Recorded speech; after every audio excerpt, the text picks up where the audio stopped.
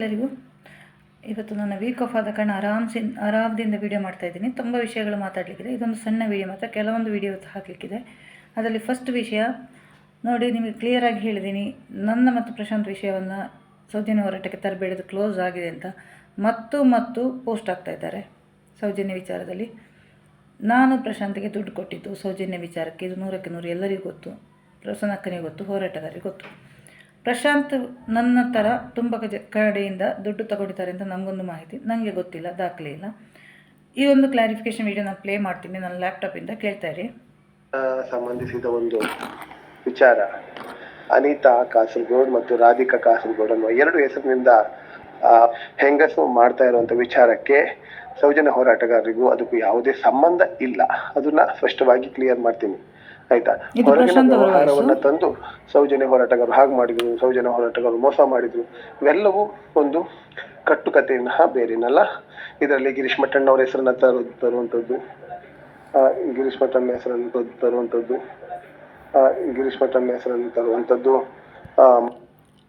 ಸ್ವಲ್ಪ ಕೇಳಿದೆ. ಮೋಸ್ಟ್ಲಿ ಈ ವಿಡಿಯೋ ನಿಮಗೆ, ಈ ಆಡಿಯೋ ಎಲ್ಲ ಗ್ರೂಪಲ್ಲಿ ಬಂದಿರ್ಬೋದು. ಸೌಜನ್ಯ ಹೋರಾಟಗಾರದು ಪ್ರಶಾಂತ್ ಕೊಟ್ಟ ಕ್ಲಾರಿಫಿಕೇಷನು, ಆ್ಯಕ್ಚುಲಿ ಆ ಕ್ಲಾರಿಫಿಕೇಷನ್ ಪ್ರಶಾಂತ್ ಕೊಟ್ಟಿದ್ದು ರಾಂಗ್. ನಾನು ಅದಕ್ಕೆ ಪ್ರಸನ್ನಕ್ಕನಿಗೆ ಹೇಳಿದ್ದೀನಿ ಲೈವ್ ಮಾಡಬೇಕು. ಅದಕ್ಕೆ ಯಾವತ್ತೂ ನಮಗೆ ಲೈವ್ ಮಾಡಲಿಕ್ಕೆ ಟೈಮ್ ಇರಲಿಲ್ಲ. ಆ್ಯಕ್ಚುಲಿ ನಾನು ಪ್ರಶಾಂತ್ ಜೊತೆ ಲೈವಲ್ಲಿ ಮಾತಾಡಬೇಕು. ಈಗಲೂ ನಾನು ರೆಡಿ ಇದ್ದೀನಲ್ಲ ಪ್ರಶಾಂತ್ ಜೊತೆ ಮಾತಾಡಲಿಕ್ಕೆ. ಪ್ರಶಾಂತ್ 51,500 ರೂಪಾಯಿ ಬಿಲ್ಲು ನಾನು ಯಾವ ಹೋರಾಟಕ್ಕೆ, ಯಾವ ಪ್ರಾಡಕ್ಟಿಗೆ ಕೊಟ್ಟಿದ್ದೀನಿ ಅಂತ ಪ್ರಶಾಂತ್ ಪ್ರೂಫ್ ಕೊಡಲಿಲ್ಲ. 7,300 ಇದು ಪ್ರಾಡಕ್ಟ್ ಇದ್ದು ಅಮೆಝಾನಿಂದ ಒಂದು ಬಿಲ್ ಕಳಿಸಿದ್ದಾರೆ ವ್ಯವಹಾರದ್ದು. ಅದು ಬಿಟ್ಟರೆ ನಾವೇ ಕೊಟ್ಟಿರೋದು ದುಡ್ಡು 51,500 ರೂಪಾಯಿ ನನ್ನ ಕಡೆಯಿಂದ ಹೋಗಿದೆ. ಅದರಲ್ಲಿ 15,000 ರವಿ ಅವ್ರದ್ದು. ನನಗೆ ಅದು ಪದೇ ಹೇಳಲಿಕ್ಕೆ ಇಷ್ಟ ಇಲ್ಲ. ನಿಮಗೆ ದಾಖಲೆ ಬೇಕಿದೆ ನನ್ನ ವಾಟ್ಸಾಪ್ಗೆ ಕಳಿಸಿ, ನಾನು ಬೇಕಾದವರಿಗೆಲ್ಲ ಕಳಿಸಿದ್ದೀನಿ. ಆದರೆ ದುಡ್ಡಿನ ವ್ಯವಹಾರ ಅಲ್ಲಿ ಕ್ಲೋಸ್ ಆಗಿದೆ, ಮ್ಯಾಟ್ರ್ ಕ್ಲೋಸ್ ಆಗಿದೆ. ಪ್ರಸನ್ನಕ್ಕೆ ಇಂಟರ್ಫಿಯರ್ ಆಗಿ ಮ್ಯಾಟ್ರ್ ಕ್ಲೋಸ್ ಆಗಿದೆ. ಅದನ್ನು ಪದೇ ಡಿಸ್ಕಸ್ ಮಾಡೋದು ಬೇಡ ಅಂತ ಹೇಳಿದ್ದೀನಿ. ಮತ್ತು ಕೂಡ ಅದಾದಮೇಲೂ ನನ್ನ ಹಿಂದೆ ಬಿದ್ದು ಇಡೀ ಹೋರಾಟಗಾರರು ನನ್ನ ನಿಲ್ಲಿಸಿದ್ದು ಎಲ್ಲದಕ್ಕೂ ಕಾರಣ Prashant. Because Prashant has created a wrong impression on me, ಆಯಿತಾ? ನಾನು ಸುಮ್ಮನೆ ಸೌಜನ್ಯ ಹೋರಾಟಕ್ಕೆ, ನನಗೆ ಈ ಸೌಜನ್ಯ ಹೋರಾಟಕ್ಕೆ ನಾನು ಹಿಂದೆ ಸರಿದಿದ್ದು ನನ್ನ ವೈಯಕ್ತಿಕ ರೀಸನ್ಗಳಿಂದ. ನನಗೆ ತುಂಬ ಕಿರಿಕಿರಿ ಆಗ್ತಾ ಇದೆ ಈ ವಿಷಯದಲ್ಲಿ. ಕೇಸ್ ಬಂದಾಗ ಯಾರೂ ಹೆಲ್ಪ್ ಮಾಡಿಲ್ಲ. ಸೊ ಹೇಗಾದರೂ ಆ ಕೇಸಿಂದ ಒಂದು ಹೊರಗೆ ಬರಬೇಕು, ನನ್ನಷ್ಟಕ್ಕೆ ನಾನು ಇರಬೇಕು. ಮತ್ತು ಇದಕ್ಕೆ ಇವರು ಮಾಡೋ ಡೋಂಗಿ ಹೋರಾಟಕ್ಕೆ ನಾನು ಸಾಥ್ ಕೊಡಲ್ಲ. ವೆರಿ ಕ್ಲಿಯರಾಗಿ ಹೇಳಿದ್ದೀನಿ. ನಾನು ಪ್ರಸನ್ನಕ್ಕನಿಗೆ ಹೇಳಿದ್ದೀನಿ, ನನಗೆ ಯಾರೋ ಹೋರಾಟಗಾರರು ಇನ್ನು ಫೋನ್ ಮಾಡಬಾರ್ದು. ಆಮೇಲೆ ಮಾಡಿದೆಲ್ಲ ಕಟ್ಟುಕತೆ ಬಿಡಿ, ಅದನ್ನು ಪುನಃ ರಿಪೀಟ್ ಮಾಡಿ ಇವರಿಗೆ ಕೇಳಿ ಸಾಕಾಗಿದೆ. ಸೊ ನಾನು ಪ್ರಶಾಂತ್ ಅವರು ಎಲ್ಲಿದ್ರೂ, ಇದು ನನ್ನ ಕಾಂಟ್ಯಾಕ್ಟಲ್ಲಿ ಪ್ರಶಾಂತ್ ಇಲ್ಲ. ಪ್ರಸನ್ನಕ್ಕನ ಕಾಲ್ ಮಾತ್ರ ಪಿಕ್ ಮಾಡೋದು ಪ್ರಶಾಂತ್. ಮತ್ತು ಸೌಜನ್ಯ ಮಹೇಶಣ್ಣ ಮಾಡಿದರೆ ಪಿಕ್ ಮಾಡ್ಬೋದೇನೋ. ಈ ವ್ಯಕ್ತಿ ಅಲ್ಲೇ ಇದ್ದಾರೆ, ನಿನ್ನೆ ತನಕ ಅಲ್ಲೇ ಇದ್ದಾರೆ. ಒಬ್ಬರು ನನ್ನ ಕ್ಲೋಸ್ ಇರುವವರು ಅವರಿಗೆ ಹಿಂದೆ ಇದ್ದಾರೆ, ಅವರ ಮನೆ ಪಕ್ಕನೇ ಅವ್ರು ಅಲ್ಲೇ ಇದ್ದಾರೆ. ಸ್ಕೂಲಿಗೆ ಬರ್ತಾರೆ, ಅದು ಹೋಟ್ಲಿಂದ ತಿಂಡಿ ತಿಂತಾರೆ, ಎಲ್ಲ ಇದ್ದಾರೆ. ನನಗೆ ಬೇಕಾದರೆ ಅವರ ಮನೆಗೆ ಅಟ್ಯಾಕ್ ಮಾಡ್ಬೋದು, ಬೇಡ. ನನ್ನನ್ನು ಕಂಡ್ರೆ ಆ ಮನುಷ್ಯ ಸೂಸೈಡ್ ಮಾಡ್ಬೋದು, ಬೇಡ. ಸೊ ಈ ಪ್ರಸನ್ನಕ್ಕನಿಗೆ ಪುನಃ ಕ್ಲಾರಿಫಿಕೇಷನ್ ತೊಗೊಳ್ಬೋದು, ಬೇಡ. ಪ್ರಸನ್ನಕ್ಕನನ್ನು ಪುನಃ ಇಂಟರ್ಫಿಯರ್ ಮಾಡಿಸೋದು ಬೇಡ. ಯಾಕಂದರೆ ಅವರು ಹೇಳಿದ್ದಾರೆ ಲೀಗಲ್ ಆ್ಯಕ್ಷನ್ ತೊಗೊಂಡ್ಮೇಲೆ ನಾನಿನ್ನು ಪ್ರಸನ್ನಕ್ಕನ ವಿಷಯ ಮಾತಾಡೋದು ಬೇಡ. ಉಳಿದ ಹೋರಾಟಗಾರರಿದ್ದಾರೆ ತಾನೆ, ಅಲ್ಲಿ ಗಾಣಿಗ ಇದ್ದಾನೆ ತಾನೆ, ಅವನನ್ನು ಕಾಂಟ್ಯಾಕ್ಟ್ ಮಾಡಿ ಇವನ ಮನೆ ಹುಡ್ಕೊಂಡೋಗಿ ಮಾತಾಡಿಸ್ಬೋದಲ್ಲ, ಬಾಯಿ ಬಿಚ್ಚಿಸ್ಬೋದಲ್ಲ ಪ್ರಶಾಂತಿದ್ದು. ರಾಂಗ್ ಕ್ಲಾರಿಫಿಕೇಷನ್ ಯಾರು ಕ್ರಿಯೇಟ್ ಮಾಡಿರೋದು? ವ್ಯವಹಾರ ಅಂತ. ನಮ್ಮ ನಡುವೆ ಯಾವುದೇ ವ್ಯವಹಾರ ಇಲ್ಲ. ಬಿಸ್ನೆಸ್ ಇದು ಅಲ್ಲೇ ಕ್ಲೋಸ್ ಆಗಿದೆ ಮ್ಯಾಟ್ರ್. ನಾನು ಇಲ್ಲಿ ಬಿಸ್ನೆಸ್ ಸ್ಟಾರ್ಟ್ ಮಾಡಿನೂ ಆಗಿದೆ. ಅದೇ ಬಿಸ್ನೆಸ್ಸನ್ನು ನಾನು ಇಲ್ಲಿ ಬೆಂಗಳೂರಲ್ಲಿ ಸ್ಟಾರ್ಟ್ ಮಾಡಿದಾಗಿದೆ, ರನ್ನಿಂಗಲ್ಲಿದೆ ಅದು, ಆಯಿತಾ? ಸೊ ಆವಾಗ ನಾನು ಪಾರ್ಟ್ನರ್ಶಿಪ್ಪಲ್ಲೇ ಅಲ್ಲ. ನನ್ನ ಮನೆಯವರು ಹೇಳಿದ ಪ್ರಕಾರ ನನಗೆ ಪಾರ್ಟ್ನರ್ಶಿಪ್ಪಲ್ಲಿ ಯಾವ ಬಿಸ್ನೆಸ್ಸು ಸಾಧ್ಯನೇ ಇಲ್ಲ. ಸೊ ನಾನಿದು 3ನೇ ವೆಂಚರು ನಂದು ಬಿಸ್ನೆಸ್ಸು. ಒಂದು ಫಸ್ಟ್ ಕಾವ್ಯ ಕಮ್ಯುನಿಕೇಷನ್ಸ್ ಅಂತ 2003ರಲ್ಲಿ ಸ್ಟಾರ್ಟ್ ಮಾಡಿದ್ದೇನೆ. 2007ರಲ್ಲಿ ಇನ್ನೊಂದು ಪ್ಲಸ್ ಪಾಯಿಂಟ್ ಅಂತ ಒಂದು ಶಾಪ್ ಮಾಡಿದ್ದೀನಿ.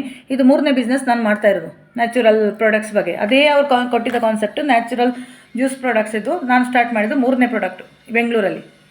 ಓಕೆ, ಸೊ ಸ್ವಲ್ಪ ಟೈಮ್ ಕೊಡಿ, ನಾವು ಅದನ್ನು ಪಬ್ಲಿಸಿಟಿ ಮಾಡ್ತೀವಿ, ಆಯಿತಾ? ಈಗ ಸ್ಟಾರ್ಟಿಂಗ್ ಹಂತದಲ್ಲಿದೆ, ಎಲ್ಲ ಲೀಗಲ್ ಡಾಕ್ಯುಮೆಂಟ್ಸ್ ಎಲ್ಲ ರೆಡಿ ಆಗ್ತಾಯಿದೆ, ಆಗಿದೆ, ಆಲ್ಮೋಸ್ಟ್ ಸ್ಟಾರ್ಟ್ ಆಗಿದೆ. ಸೊ ನಾಡ್ದು ಶುಕ್ರವಾರ ಏನಾದರೂ ಅದದ್ದು ಅಫಿಷಿಯಲಿ ನಾವು ಒಂದು ಇನಾಗ್ರೇಷನ್ ಮಾಡ್ತೀವಿ, ಆಯಿತಾ? ಇದಿಷ್ಟು ನನ್ನ ವಿಚಾರ. ಇನ್ನು ಪದೇ ಅದೇ ಪ್ರಶಾಂತನ ರಾಂಗ್ ಆ ವ್ಯಕ್ತಿಯನ್ನು ಸಾಧ್ಯ ಆದರೆ ಮೀಡಿಯಾದ ಮುಂದೆ ತನ್ನಿ ಸ್ವಾಮಿ. ನೀವು ಅವ್ರ ಕಡೆಯಿಂದ ಬಾಯಿ ಬಿಡಿಸಿ. ನೀವು ನನಗೆ ಕಾಂಟ್ಯಾಕ್ಟ್ ಇಲ್ಲ. ದಿನೇಶ್ ಗಾಣಿಗರ ಫ್ರೆಂಡು, ಕ್ಲೋಸ್ ಫ್ರೆಂಡು. ಅವರ ಅಡ್ರೆಸ್ಸಲ್ಲಿ ಹೇಳಿದ್ದೀನಿ ನಾನು ಕೆಲವರಿಗೆಲ್ಲ. ಅವರ ಅಡ್ರೆಸ್ಸು ಲೊಕೇಶನ್ ಎಲ್ಲ ಕಳಿಸ್ಕೊಟ್ಟಿದ್ದೀನಿ. ಅವರ ಮನೆಯೆಲ್ಲ ಹುಡ್ಕೊಂಡಾಗಿದೆ, ಅವ್ರ ಮಗಳ ಸ್ಕೂಲ್ ಎಲ್ಲ ಸಹ ಗೊತ್ತಾಗಿದೆ ನನಗೆ, ಆಯಿತಾ? ಆ ವಿಷಯವನ್ನು ಎಳಿಬೇಡಿ, ಆಯಿತಾ? ಮತ್ತು ಎಲ್ಲ ಯೂಟ್ಯೂಬರ್ಸ್ಗೆ ನಾನು ಹೇಳ್ತಾ ಇರೋದು, ಸೌಜನ್ಯ ವಿಚಾರ ಇಟ್ಕೊಂಡು ದುಡ್ಡು ಮಾಡೋದು ಬಿಡಿ, ಸಾಕು. ಹೊಟ್ಟೆ ತುಂಬ ತುಂಬಿಸಿದ್ದೀರಿ ನೀವು, ಆಯಿತಾ? ಕೇಸ್ಗಳನ್ನು ಹಾಕಿಸ್ಕೊಂಡಿದ್ದೀರಿ. ದುಡ್ಡು ಮಾಡೋದು ಬಿಡಿ, ಫಸ್ಟು ನಿಲ್ಲಿಸಿ ನೀವು ಸೌಜನ್ಯ ವಿಚಾರದಲ್ಲಿ ದುಡ್ಡು ಮಾಡೋದು. ನಿನ್ನೆ ಒಬ್ಬ ಯೂಟ್ಯೂಬರ್ ಜ್ವಾಲಾಮುಖಿ ಚಾನಲ್ನವನಿಗೆ ರೈಟ್ ಕೊಟ್ಟಿದ್ದೀನಿ ನಾನು ಮತ್ತು ಸುಜಾತ ಮೇಡಮ್ ಸೇರಿ. ಅವ್ನು ನನ್ನ ಕಂಟೆಂಟ್ ಆಗ್ತಾನೆ. ನಾನು ಒಂದೇ ಕೇಳಿದೆ ಯೂಟ್ಯೂಬರ್ಸ್ಗೆ, ಈ ಮಲ್ಲಿಕಾರ್ಜುನ ಅವನಿಗೆ ಒಂದೇ ಕೇಳಿದೆ, ನಿಂಗೆ ಅಪ್ಪ ಅಮ್ಮ ಇದ್ದಾರೆ ಅಂತ. ಇಲ್ಲ ಅಂತ ಹೇಳಿದೆ. ಹೆಂಡತಿ ಮಕ್ಕಳಿದ್ದಾರೆ ತಾನೆ, ನಾಳೆ ಹೆಂಡತಿ ಸತ್ತೋದ್ರೆ ಫಸ್ಟಿಗೆ ನೀನು ಹೆಂಡತಿದ್ದು ಶವವನ್ನು ಇದು ಮಾಡ್ತೀಯಾ ಹೀಗೆ ಕೇಳಿದ್ದೀನಿ ನಾನು. ಶವವನ್ನು ಇದು ಮಾಡಲಿಕ್ಕೆ ನೋಡ್ತೀಯಾ, ಅಲ್ಲಂದರೆ ಕಂಟೆಂಟ್ ಮಾಡ್ಕೊಂಡು ಕೂತ್ಕೊಳ್ತೀಯ ಹೆಂಡತಿ ಶವ ಮೇಲೆ.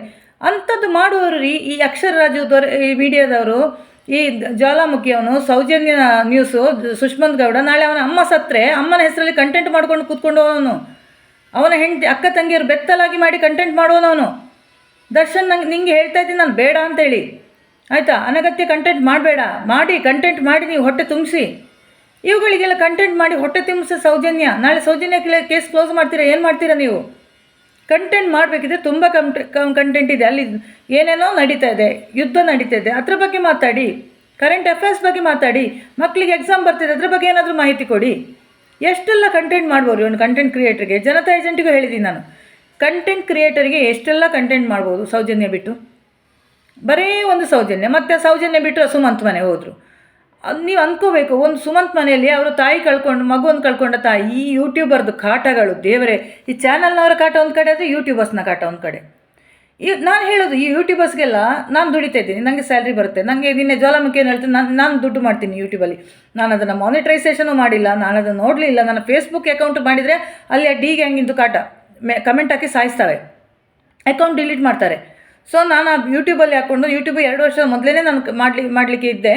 ಬಟ್ ನಾನು 2 ನೋಟಿಸ್ ಬಂತು ನನಗೆ ಸೌಜನ್ಯ ವಿಚಾರ ಮಾಡ್ತಾ ಇರೋಕ್ಕೆ. ಆಮೇಲೆ ಸೈಲೆಂಟ್ ಆದೆ. ಮೊನ್ನೆ ನನಗೆ ಈಗ ಇಶ್ಯೂ ಆಗುವಾಗ ನಾನು ತೆಗೆದು ಯೂಟ್ಯೂಬಲ್ಲಿ ಹಾಕೋದು ನನ್ನ ವಿಷಯವನ್ನು.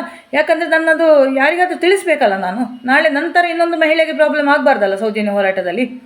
ಇದ್ದದನ್ನು ಇದ್ದಾಗೆ ತಿಳಿಸ್ಬೇಕಲ್ಲ, ಅದಕ್ಕೋಸ್ಕರ ನಾನು ಯೂಟ್ಯೂಬ್ ಮಾಡಿರೋದು, ಗೊತ್ತಾಯ್ತು. ಅದರಲ್ಲಿ ಹಾಕ್ತಾ ಇರೋದು. ಬೇಕಾದವರು ನೋಡ್ಬೋದು, ಇಲ್ಲದವರು ನಿಲ್ಬೋದು. ನಾನು ಯಾರಿಗೂ ಲೈಕ್ ಮಾಡಿ, ಸಬ್ಸ್ಕ್ರೈಬ್ ಮಾಡಿ, ಶೇರ್ ಮಾಡಿ ಅಂತ ನಾನು ಹೇಳಿದ್ನ. ನೋಡಬೇಡಿ ಅಂತಲೇ ಹೇಳ್ತೀನಿ. ನನ್ನ ಚಾನಲನ್ನು ನೋಡಬೇಡಿ ಅಂತಲೇ ಹೇಳಿ ನಾನು ಮಾಡೋದು. ನನಗಿದು ದಾಖಲಾಗಿರಬೇಕು, ನನ್ನ ರೆಕಾರ್ಡ್ಗಳು ಎಲ್ಲಿಯಾದರೂ ದಾಖಲಾಗಿರಬೇಕು. ಐದರ್ ಐಲ್ ಗೋ ಲೈವ್ ಅವರಿಂದ ವೀಡಿಯೋ ಮಾಡಿ ಹಾಕ್ತೀನಿ. ಆ ಮಲ್ಲಿಕಾರ್ಜುನ ಅವನಿಗೆ ನಾನು ಅದೇ ಕೇಳಿದ್ದು, ನಾಳೆ ನನ್ನ ಹೆಂಡತಿ ಮಗಳು ಏನಾದರೂ ಸತ್ತೋದ್ರೆ ಅದನ್ನು ಹಿಡ್ಕೊಂಡು ಕಂಟೆಂಟ್ ಮಾಡ್ಕೊಂಡು ಕೂತ್ಕೊಳ್ತೀಯ ನೀನು, ಅಥವಾ ನೀನು ಹೆಂಡತಿಯ ಶವವನ್ನು ಇದು ಮಾಡಲಿಕ್ಕೆ ನೋಡ್ತೀಯ? ಹಾಗೇನೇ ಹೇಳಬೇಕು ಇವರಿಗೆ, ಅಷ್ಟು ರೂಢಾಗಿ ಹೇಳಬೇಕು ನಾನು, ಇಲ್ಲಾಂದರೆ ಇವರಿಗೆ ತಾಗಲ್ಲ. ಅವನಿಗೆ ನಾನು ಕೆಟ್ಟ ಶಬ್ದ ಬೈತೀನಿ ಅಂತ ಮಟ್ಟಣ್ಣನವರಿಗೆ ಬೈತೀನಿ. ಮಟ್ಟಣ್ಣನವ್ರು ಎದುರು ಸಿಕ್ಕಿದ್ರೆ ನಾನು ಏನು ಮಾಡ್ತೀನಿ ಅಂತ ನನಗೇನೋ ಗೊತ್ತಿಲ್ಲ. ಆ ವ್ಯಕ್ತಿ ನನ್ನನ್ನು ಬ್ಲಾಕ್ ಮಾಡಿ ಓಡಿ ಹೋಗಿದ್ದಾನೆ. ಇದೆ, ತುಂಬ ರೋಷ ಇದೆ. ಮಾತಾಡುವಲ್ಲಿ ಮಾತಾಡ್ತೀನಿ. ಸುಜಾತ್ ಭಟ್ ಅವರನ್ನು ಏನು ಮಾಡಿದ್ದಾರೆ ಮಟ್ಟಣ್ಣನವರು ಹೇಳ್ತೀನಿ. ಈಗ ನಾನು ಸುಜಾತ ಭಟ್ 1 ಗಂಟೆ ಕಾನ್ಫರೆನ್ಸ್ ಕಾಲಲ್ಲಿ ಮಾತಾಡಿದರು. ಸೌಮ್ಯನವರಿಗೆ ಹೇಳಿದರು ಸುಜಾತ ಭಟ್. ಎಷ್ಟು ಆಕ್ರೋಶ ಇದೆ ಗೊತ್ತಾ ಮಹಿಳೆಗೆ. ಯಾರೂ ಇಲ್ಲ ರೀ ಅವರಿಗೆ, ಯಾರೂ ಇಲ್ಲ. ಅಕ್ಕ ತಂಗಿಯರು ಯಾರೂ ಸಪೋರ್ಟ್ ಇಲ್ಲ. 62 ವರ್ಷ ವಯಸ್ಸು, ಸೀರಿಯಸ್ ಸಿಟಿಸನ್ ಅವರು. ಅವರ ಪಾಡಿಗೆ ಒಂದು ಜ್ಯೂಸ್ ಮಾಡಿಕೊಂಡು, ಒಂದು ಅಲ್ಲಿ ಪಾರ್ಕಲ್ಲಿ ಜ್ಯೂಸ್ ಮಾಡಿಕೊಂಡು ಜೀವನ ಮಾಡ್ತಿದ್ವ ಹೆಂಗಸನ್ನು ಕರ್ಕೊಂಡೋಗಿ ಡೆಲ್ಲಿಗೆ ಕರ್ಕೊಂಡೋಗಿ ಆ ಬುರುಡೆ ಜೊತೆ ಒಂದು ದಿವಸ ಅವರಿದ್ದರು. ಆ ಕಾರ್ಡ್ ಬೋರ್ಡಲ್ಲಿ ಬುರುಡೆ ಇತ್ತು ಗೊತ್ತಾ, ಅವರೊಂದು ಬಾಕ್ಸಲ್ಲಿ ಜಯಂತ ಹಿಡ್ಕೊಂಡು ಹೋದ ಬುರುಡೆ, ಇವರ ಬುರುಡೆ ಪುರಾಣದಲ್ಲಿ. ಆ ಹೆಂಗಸನ್ನು ಬಲಿಪಶು ಮಾಡಿದ್ರಲ್ಲ. ಈಗ ಆರೋಪಿ ಯಾರು ಮಾಡಿದ್ರಲ್ಲ, ಯಾರು ಇದು ಮಾಡ್ತಾರೆ, ಸಪೋರ್ಟ್ ಮಾಡ್ತಾರೆ ಅವರಿಗೆ ಲೀಗಲಿ? ₹1 ದುಡ್ಡಿಲ್ಲ ಅವರಿಗೆ, ದುಡಿಮೆಯ ಮಾರ್ಗ ಇಲ್ಲ. ನನಗೆ ಅವರೊಂದು ವಿಷಯ ಗೊತ್ತಾಗಿ ನನಗೆ ಅವರು ಫೋನ್ ಮಾಡಿದಾಗ ನಾನು ಅವರ ಮನೆಗೆ ಹೋಗಿ ಸತ್ಯ ತಿಳ್ಕೊಂಡು ಅವರನ್ನು ನಾನೀಗ ನೋಡ್ಕೋತಾ ಇದ್ದೀನಿ. ನೀವು ಹೆದರಬೇಡಿ, ನಿಮಗೆ 3 ಹೊತ್ತು ಊಟಕ್ಕಿರುವ ದುಡ್ಡು ನಾನು ಕೊಡ್ತೀನಿ. ಯಾಕಂದ್ರೆ ನನಗೆ ಒಬ್ಬರು ಹೊಟ್ಟೆ ತುಂಬಿಸೋದಷ್ಟೇನು ಕಷ್ಟ ಅಲ್ಲ. ಅವರ ಮನೆಗೆ ಹೋಗಿ ಅವರಿಗೆ ಬೇಕಾದ ಸಾಮಾನುಗಳೆಲ್ಲ ಕೊಟ್ಕೊಂಡು, ಸದ್ಯಕ್ಕೆ ನೀವು ದುಡಿಬೇಡಿ ಅಂತಲೇ ಹೇಳಿದೆ ನಾನು.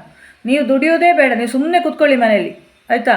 ಟೆನ್ಷನ್ ಮಾಡ್ತಾ ಇದ್ದಾರೆ, ಸುಮ್ಮನೆ ಕೂತ್ಕೊಳ್ಳಿ, ನಾನು ನೋಡ್ಕೋತೀನಿ ನಿಮ್ಮ ಖರ್ಚನ್ನು. ನಾನಿಲ್ಲಾಂದರೆ ನನ್ನ ಫ್ಯಾಮಿಲಿ ನೋಡ್ಕೋತಾರೆ, ಆಯಿತಾ? ಅವರಿಗೆ ತುಂಬ ಆಕ್ರೋಶ ಇದೆ. ಎಲ್ಲವನ್ನು ನಾನು ಸುಜಾತ್ ಭಟ್ ಬಾಯಿ ಕಡೆ, ಅವರ ಬಾಯಿಂದಲೇ ಹೇಳಿಸ್ತೀನಿ. ಯಾಕಂದ್ರೆ ನನಗೆ ಮಾತಾಡಿದರೆ ಹುಚ್ಚು, ನನಗೆ ಹುಚ್ಚು, ಸುಜಾತ್ ಭಟ್ಟಿಗೆ ಹುಚ್ಚು, ಇದೆಲ್ಲ ಕ್ರಿಯೇಟ್ ಆಗಿದೆ, ಆಯಿತಾ? ಹುಚ್ಚು ಯಾರಲ್ಲಿ ಹುಚ್ಚು ಕಟ್ಟಬೇಕು ಅವರಿಗೆ ಹುಚ್ಚು ಕಟ್ತೀನಿ ನಾನು, ಮೆಂಟಲ್ ಮಾಡಿಬಿಡ್ತೀನಿ, ಆಯಿತಾ? ಬಟ್ ನಾನು ಯಾರಿಗೆ ಒಳ್ಳೆದಿದ್ದಾನೆ ಅವರಲ್ಲಿ ಮಾತಾಡ್ತೀನಿ. ನನಗೂ ಗೊತ್ತು, ಕಾನೂನು ಗೊತ್ತು, ಎಜುಕೇಷನ್ ಗೊತ್ತು. ನೀವು ಏನು ಬೇಕಾದರೂ ತೇಜೋವಧೆ ಮಾಡ್ಬೋದು ಸೋಷಿಯಲ್ ಮೀಡಿಯಾದಲ್ಲಿ ಹೆಣ್ಮಕ್ಳದ್ದು, ಅಲ್ವಾ? ಇದೇ ಮಲ್ಲಿಕಾರ್ಜುನ ಜ್ವಾಲಾಮುಖಿ ಚಾನಲ್ನವನು ಅಕ್ಷರ ಮೀಡಿಯಾ ಇವನು ಬೊಗಳ್ತಾ ಇದ್ದಾನೆ, ಇವತ್ತು ಏನೇನೋ ಬೊಗಳ್ತಾ ಇದ್ದಾನೆ. ಯಾರು? ಅಕ್ಷರ ಮೀಡಿಯಾದ ರಾಜು. ಅವನಿಗೆ ಇಷ್ಟೇ ನನಗೆ ಮರ್ಯಾದೆ ಕೊಡೋಕ್ಕಾಗೋದು. ಮೊನ್ನೆ ರೆಸ್ಪೆಕ್ಟ್ ಕೊಟ್ಟು ಸರ್ ಅಂತ ಮಾತಾಡ್ತೀನಿ.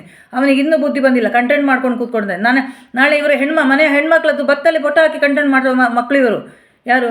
ಈ ಅಕ್ಷರ ಮೀಡಿಯಾದವನು, ಈ ಜ್ವಾಲಾಮುಖಿಯವನು, ಈ ಸೌಜನ್ಯ ನ್ಯೂಸ್ನವನು, ಸುಷ್ಮಂತ್ ಗೌಡ, ದರ್ಶನ್. ಸುಮ್ಮನೆ ನಿಮಗೆ ನಾನು ಗೊತ್ತಿದ್ದ ಕಾರಣ, ಸ್ವಲ್ಪ ಕ್ಲೋಸ್ ಇರೋ ಕಾರಣ ಹೇಳ್ತಿದ್ದೀನಿ.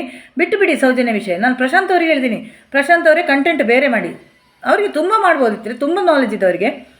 ಸೌಜನ್ಯ ವಿಷಯ ಬಿಟ್ಟುಬಿಡಿ. ಎಷ್ಟು ಸಲ ಹೇಳಿದ್ದೀನಿ ನಾನು, ಮಾಡಿ, ಮತ್ತು ಸಹ ಮಾಡಿ. ಆ ಒಂದು ಅಕ್ಷರ ಮೀಡಿಯಾದ ಒಂದು ನೋಡಿದರೆ ದೇವರೇ, ಆ ಸೌಜನ್ಯನ ಕೊಲೆಯಾದ ವಿಷಯವನ್ನು ಹೇಳಿ ಹೇಳಿ ಹೇಳಿ 6 ಇಂಚು ಮಣ್ಣು 3 ಇಂಚು ಮಣ್ಣು ಅದು ಇದು ಸೇಮ್ ಡೈಲಾಗ್ ಹುಚ್ಚಿಡ್ದೋಗಿದೆ ಆ ಮನುಷ್ಯನಿಗೆ. ಆ ಮನುಷ್ಯನಿಗೆ ಯೂಟ್ಯೂಬ್ ಬಿಟ್ಟರೆ ಬೇರೆ ಜೀವನ ಮಾರ್ಗ ಇಲ್ಲ.